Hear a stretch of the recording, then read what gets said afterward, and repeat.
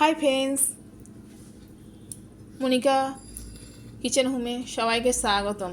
এদিকে দেখো, এটা কি বলো তো? এটা তোমার হচ্ছে কি লাউয়ের খোসা কুচি কুচি করে এরকম করে কেটে নিয়েছি, আর আলুটাকে এরকম সরু করে কেটে নিয়েছি। এবার দেখো কি করি এটা, চলো। এদিকে গ্যাসটা অন করে নিলাম, কড়াই বসিয়ে দিয়েছি। কড়াইতে আমি সর্ষের তেল দিয়ে দিলাম।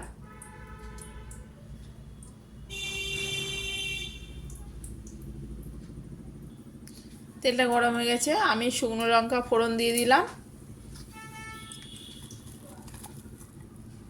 আলুগুলো দিয়ে দিলাম,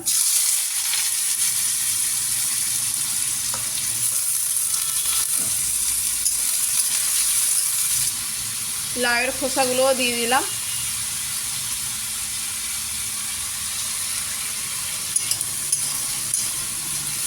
সব একসাথে ভাজবো এটা। নুন দিয়ে দিলাম,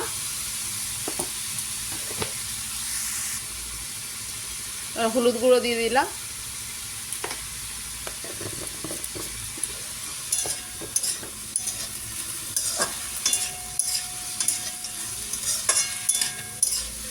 আস্তে করে দিয়ে ভাজা হবে, ভেজে নেব।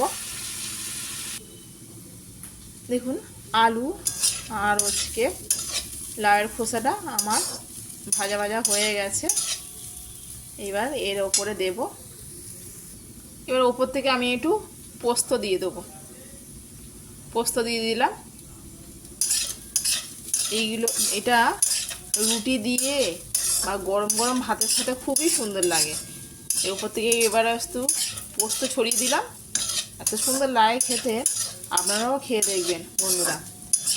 এরকম লাউয়ের খোসা আর আলু দিয়ে ভাজা, আর উপর থেকে পোস্ত ছড়িয়ে দেবেন একটু, খুব সুন্দর লাগে। আমার হয়ে গেছে, এবার নামিয়ে নেব। দেখুন বন্ধুরা, কত সুন্দর হয়েছে দেখতে। আমার হয়ে গেছে। এরা হবে ভাত রুটি দিয়েও খেতে পারেন। আর কেমন লাগলো আমার রেসিপিটা, একটু লাইক কমেন্ট শেয়ার করে দেবেন আর সাবস্ক্রাইব করবেন। বাই বাই বন্ধুরা।